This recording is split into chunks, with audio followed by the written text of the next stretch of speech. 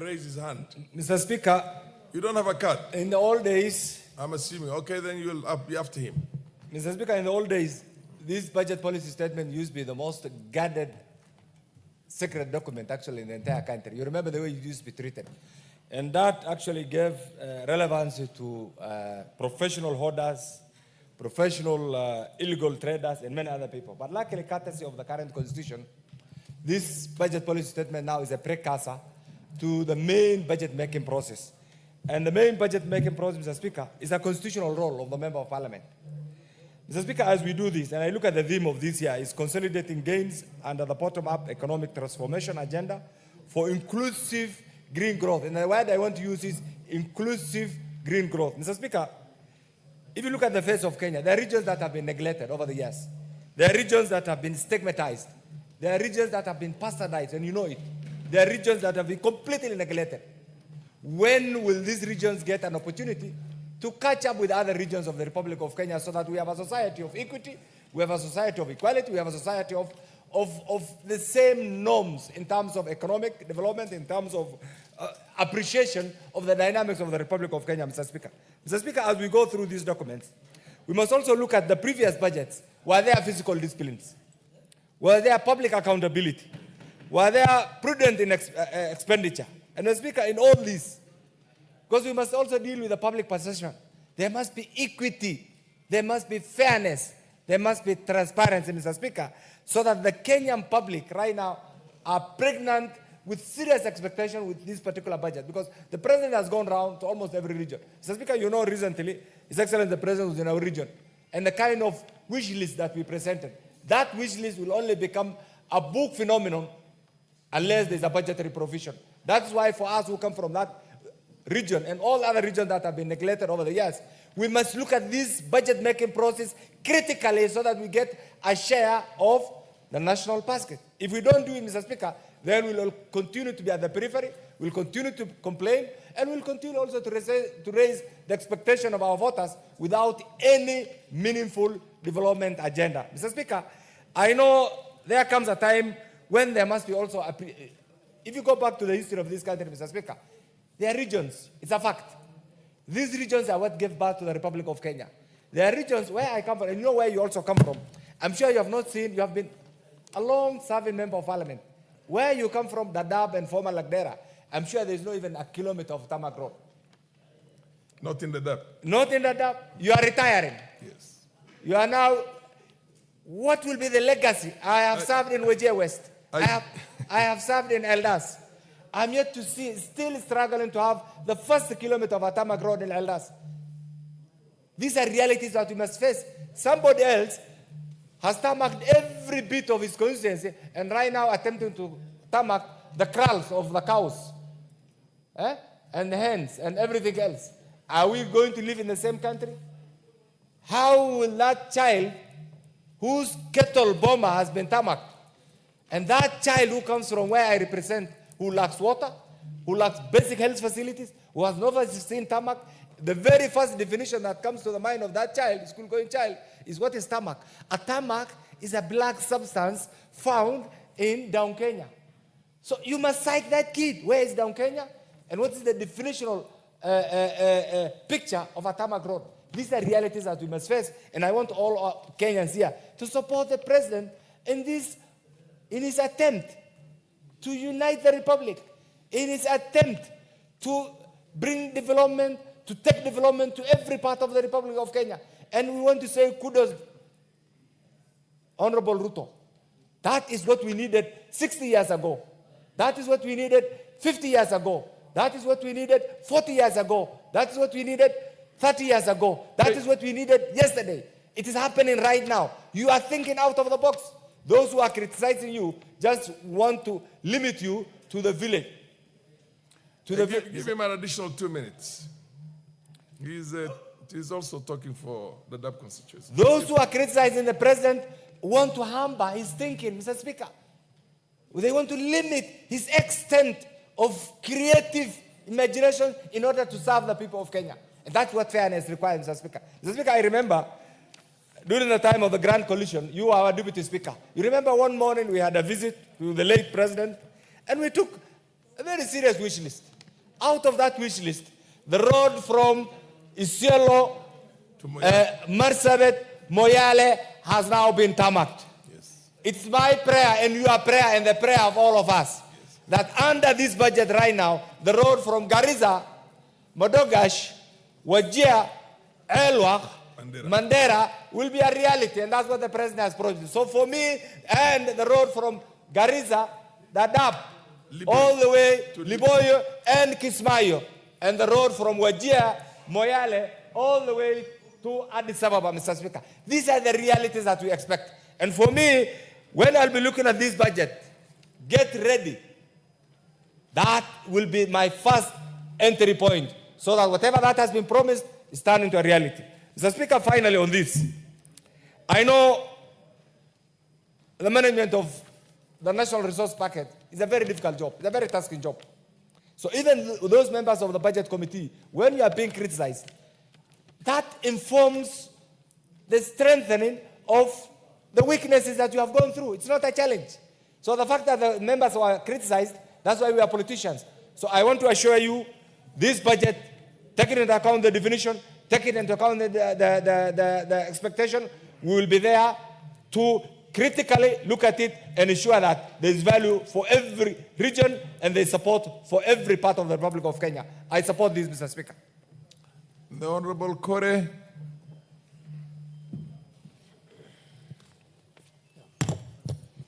Thank you, Honorable Speaker.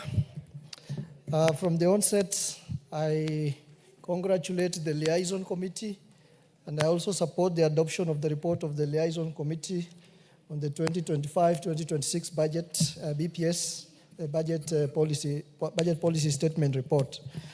Honorable Speaker, I will not belabor on what has already been said by my colleagues.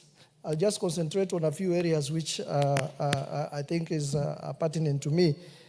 Honorable Speaker, I think we need to do some soul searching on the question of how we do our budgeting, just from the budget policy statement all the way to the actual budget that we normally do annually. Honorable Speaker, there are areas which are always a problem. For example, we are having a crisis in the education sector. So we also have a collaboration with the French embassy, and they have built us a resource center. Yes. Mr. Mutuku here will tell us about the program. Okay, so there's that, and then there was the AI program, artificial intelligence. We are here with the Pathways Technologies, and Pathways was voted the best in data analytics and artificial intelligence in the year 2023. We are now partnering with them. They are with here. We are skilling our trainers and also the trainees, the students here, in the emerging technologies, because we want to be the best in the world. And from here, they are here, their team is here, they are working with us, and this is also another initiative. So we really thank you, Your Excellency. And then, yes. Yes. Yes. Okay. Yes. Yeah. Yes.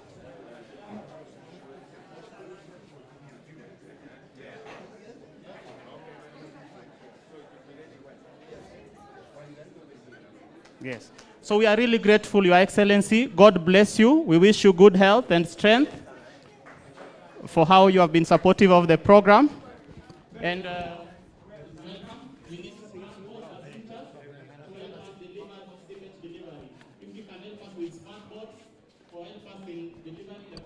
we really appreciate it. Okay, thank you. God bless you.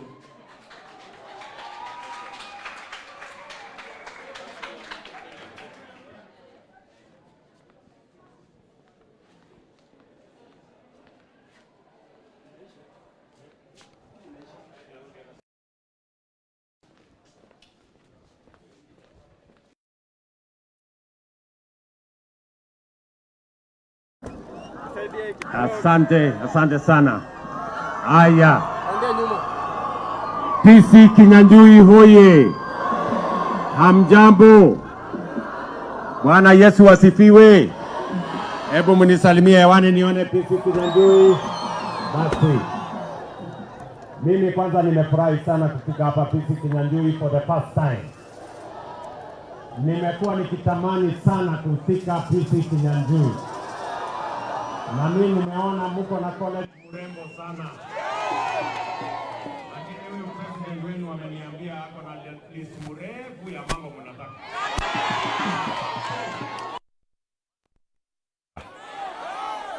Sindio? Lakini mimi nataka niseme hivi kwa vijana wa PC Kinyanjui.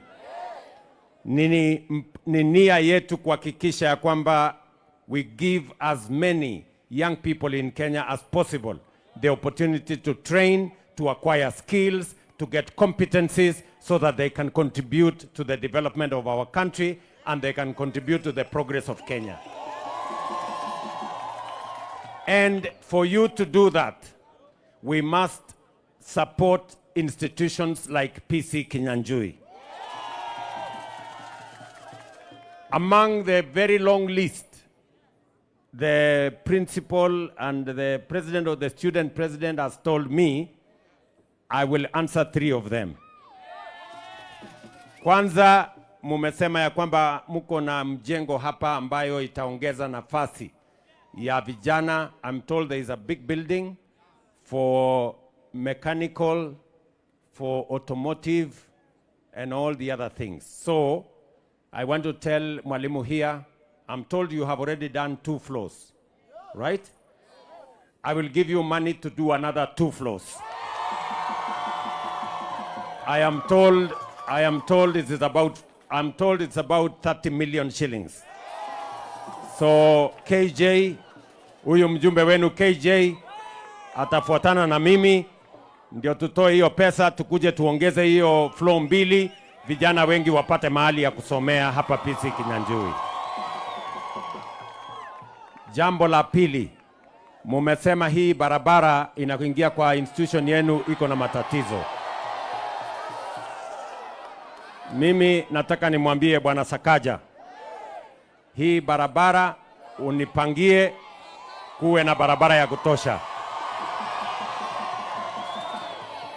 Sawa sawa. Na hiyo barabara nitatuma officers wangu wa kura wakuje watengeneze hiyo barabara so that by June hiyo barabara iwe imetandikwa lami vizuri na mnatembea hapo kwa njia sawa sawa. Tuko pamoja? So the people here record what I have said so that we can actualize what the students here want. Number 3, mumesema ya kwamba mnataka hamuna ardhi ya kutosha. Na hapa kuko na msongamano mkubwa. Na bahati leo tuko hapa na watu ambao walisomea Lenana School. Tuko na wangwana wawili, wadosi wakubwa sana. Moja ni Deputy President Kithure Kindiki, alisomea hapa. Mwingine ambaye alisomea hapa ni gavana wetu Bwana Sakaja. Sasa nyinyi wadosi, si ndio? Situwatume hawa waende kwa shule yao hapa chini, watukatie kadogo hapo tuongeze PC Kinyanjui isonge mbele. Sasa my friends, sasa mambo kwenu. Mimi nitapatia our authority, they negotiate with the Lenana School hapa so that we can get a small piece, we can enhance PC Kinyanjui, the facilities, so that we can train more young people. Sawa sawa. Alafu tutapangana hapo pia iwe National Polytechnic, ndio iinuke isonge juu. Ya mwisho ambayo mumesema hawa wadosi wameniambia ni kwamba atibasi yenu kidogo iko imeregea. Sindio? So wewe KJ, ndani ya mwezi moja nitatuma bus kwa wanafunzi hawa, walitewe bus wasonge mbele. Sinamna hiyo. Vile vile this morning, asubuhi ya leo nimepitia pale Mtwini, tumekubaliana vile tutakamilisha soko. Pia nimepitia hapo Mtwini, tuko na hospitali ambayo itasaidia watu wa sehemu hii ya Dagoretti South.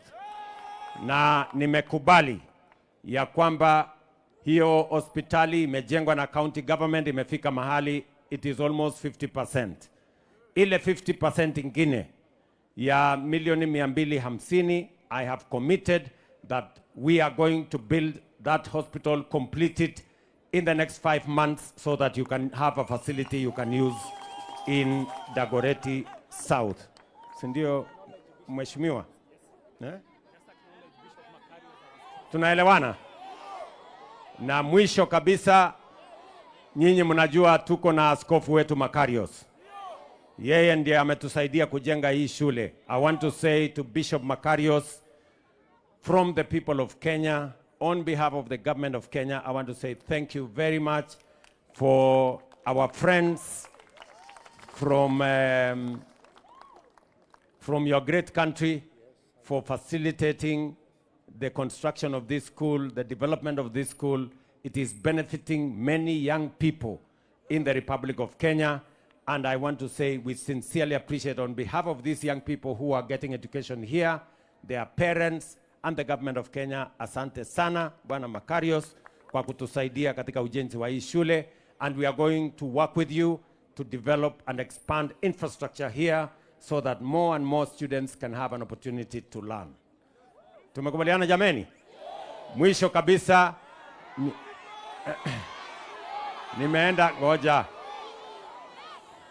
nimeenda hapa kwa ICT Hub na nimekuta mko na kompyuta 100, na wale wako pale wananiambia hiyo kompyuta 100 haitoshi kwa sababu vijana hapa ni karibu 5,000, almost 6,000. So nimekubali na nimemwambia huyu mbunge wenu KJ, in April next month we will send you another 100 computers to assist those who want to train on ICT, because we want to make sure that each and every young person here gets an opportunity to learn. Mwisho kabisa, help. I have relax. Sindio? Hapo kwa help kumekuwa na kizungumkuti kidogo.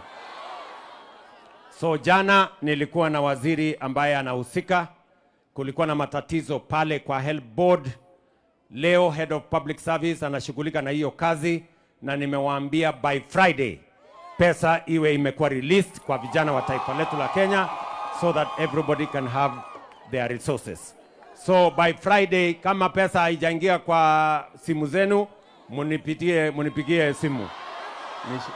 Kuna majamaa nitawanyorosha. Mnatafuta namba 0722 Huyu KJ, utapatia hawa watu simu yangu alafu wanitafute. So, otherwise, mimi niko hapa na viongozi wengine wengi. Mimi nimefurahi kufika hapa Dagoretti siku ya leo. I just want you to know that we mean well. We want you to succeed because your success is the success of Kenya and the success of your parents and the success of our country. Madam Principal yuko area, lakini wacha kwanza ni muite Deputy President awasalimie. 1 minute.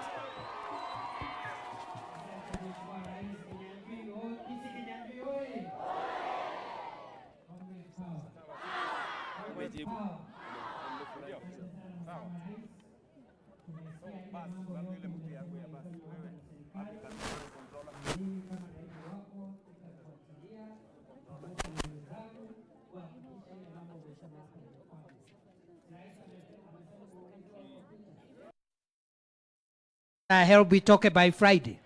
Si rais amesema mtengenezwe barabara. Si rais amesema mjengewe 2 floors hapa. Hiyo mambo yote tutafuatilia.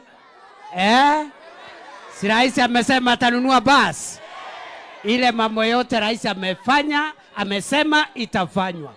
Kwa hivyo kwa sababu ya masaa, niruhusu tu nitaje wale MPs wako hapa, alafu tufunge. Tuko na mama Women Rep wa Nairobi, Esther Passaris. Tuko na mheshimiwa Orero, mbunge wa Kibra, mpigie makofi. Tuko na mheshimiwa Karaure, mbunge wa Roysambu. Kasarani, sorry. Alafu tuko na TJ Kajwang, mbunge wa Ruaraka. Tuko na mheshimiwa Oluoch, mbunge wa Mathare. Mheshimiwa Beatrice Elachi wa Dagoretti North, Mheshimiwa Mwenje wa Embakasi West, Mheshimiwa Jalas. Na vile vile tuko na Waziri Kabogo wa ICT, na tuko na gavana wa Nairobi. Tusalamie, alafu gavana tusalamie na tufungie mkutano. Aya, Pisi Kinyanjui ni aje? Mko fiti? Wapi Mbwekse mazee?